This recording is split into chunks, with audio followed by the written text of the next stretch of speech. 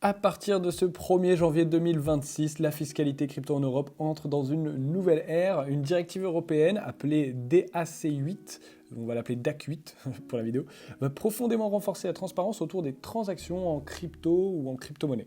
Donc selon un article qui a été publié fin décembre 2025, ce changement ne signifie pas la fin de la crypto, bien sûr, mais il impose une meilleure organisation pour les détenteurs et les investisseurs. Donc on va faire le point là-dessus, calmement, sur ce qui change vraiment et sur ce que ça ne change pas pour toi. Allez. La directive DAC8 est une extension du cadre européen de coopération administrative en matière fiscale. Elle a été adoptée en octobre 2023 par le Conseil de l'Union européenne et elle entre justement en application ce 1er janvier 2026. Son objectif, elle est d'inclure explicitement les crypto-monnaies et actifs numériques dans l'échange automatique d'informations fiscales entre les États membres de l'Union européenne. Concrètement, les plateformes crypto dites déclarantes, comme les exchanges centralisés, plateformes de trading ou wallets custodiaux, devront collecter et transmettre des informations détaillées sur les comptes et transactions de leurs utilisateurs. Ces données seront ensuite échangées automatiquement entre les administrations fiscales européennes. Alors, quelles sont les transactions qui sont concernées? Eh bien, selon l'article, la DAC8 ne se limite pas au simple achat et vente de crypto. Le périmètre inclut également les stablecoins, certains NFT, ainsi que les revenus issus du staking, du lending, des swaps ou encore des transferts qualifiés. Le reporting s'appliquera aussi aux plateformes situées hors de l'Union européenne, dès lors qu'elles proposent des services à des résidents européens.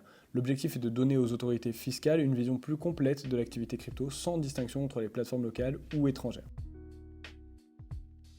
Alors qu'est-ce que ça implique concrètement pour les utilisateurs? Eh bien pour les détenteurs de crypto, la DAC8 implique surtout une chose, c'est l'organisation. Ça devient essentiel de conserver un historique précis de toutes ces opérations. Ça inclut les achats, les ventes, les transferts entre les wallets, les gains, les pertes, mais aussi les revenus générés du coup par les protocoles de finances décentralisés. La directive ne calcule pas l'impôt automatiquement, mais elle permet à l'administration de comparer les données transmises par les plateformes avec les déclarations personnelles.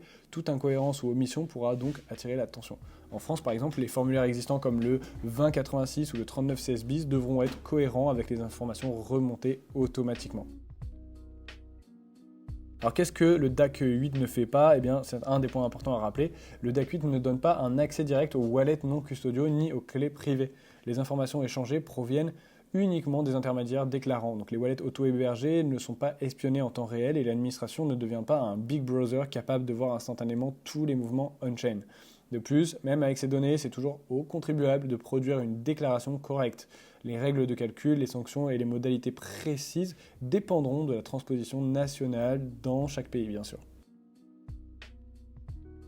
Alors comment se préparer sereinement à 2026? Eh bien l'article insiste sur un point clé, l'anticipation. Centraliser ses historiques, comprendre son statut fiscal et préparer ses déclarations à l'avance permettra surtout d'aborder 2026 beaucoup plus sereinement. La DAC8 marque un tournant vers une fiscalité crypto plus transparente, mais elle ne remet pas en cause l'existence ni l'usage des cryptos et des crypto-monnaies. Une organisation méthodique reste quand même la meilleure protection face à ce nouveau cadre.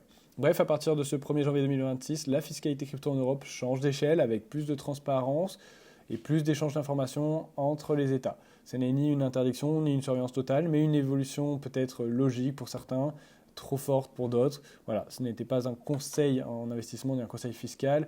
Pour toute information, vérifiez quand même tout ce qui est dit, tout ce qui est écrit quelque part, et recommandez de se faire aussi accompagner par un professionnel pour les transactions.